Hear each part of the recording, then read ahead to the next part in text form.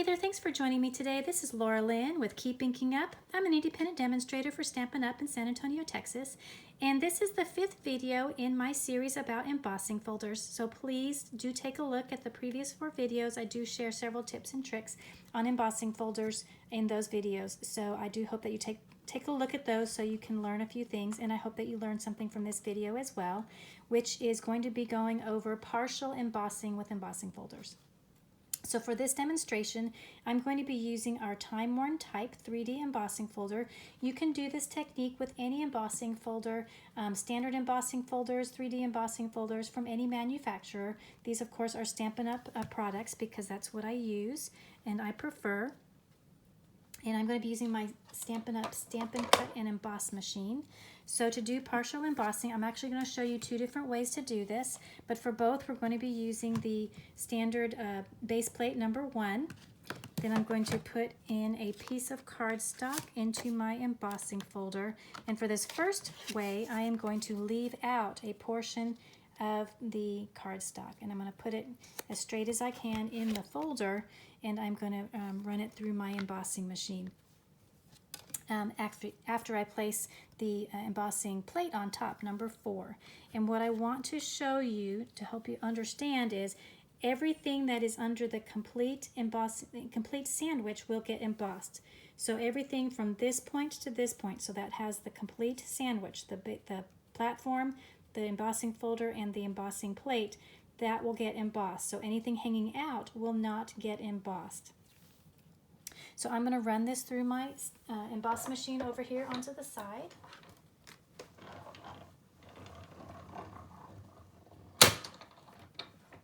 And then I'll show you what comes out. Take this off. So when we pull this out, what you'll see is only this portion of the cardstock is embossed and this part is not. Now what I do want to make note of is in this particular folder, there is, and it's kind of hard to see, this is a really distressed folder, but there are some words on here, and if you can see right now they are upside down, well, the right side up here. But if you wanted to use this paper on a project with the non-embossed part of the cardstock at the top, these words would be upside down. And I bring that up because I have a card sample where I used this process, and I wanted the blank flat part of the cardstock toward the top so I could heat emboss a sentiment on there, but have the words going in the correct direction. And that would not happen in this, using this method for partial embossing, because the words would go in this direction, so the non-embossed piece would be on the bottom. So I would just have to simply change my card and have the heat embossing on the lower part, which I certainly could do. But let me show you how I did this process, because this is a different way of doing it. So I'm going to set this aside.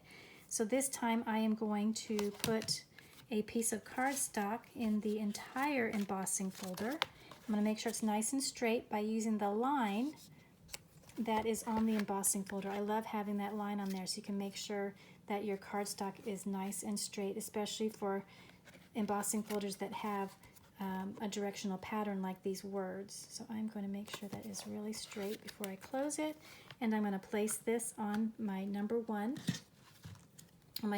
platform, and again I'll top it with the number 4 embossing plate. But keep in mind what I mentioned before is everything that is under the complete sandwich is what is going to be embossed. So this time when I run this through my machine, I am actually going to offset the embossing plate. I'm going to try to keep it as straight as possible on here. So now this time I'm going to show you everything that's under the complete sandwich. So from this point to this point, only that part is going to emboss, which means that the part that's hanging out of away from the embossing plate, this portion will not be embossed. I hope that makes sense. This is the only part that's the complete sandwich. So I'm going to try to keep this as straight as possible and run this through my Stampin' Cut Emboss machine.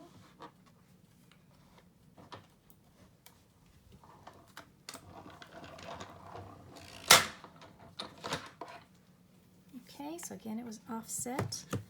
I'll take it out of the embossing folder. So now this time you can see this part is not embossed and this part is, and my words are going the right way. So this is how I did it for this particular card.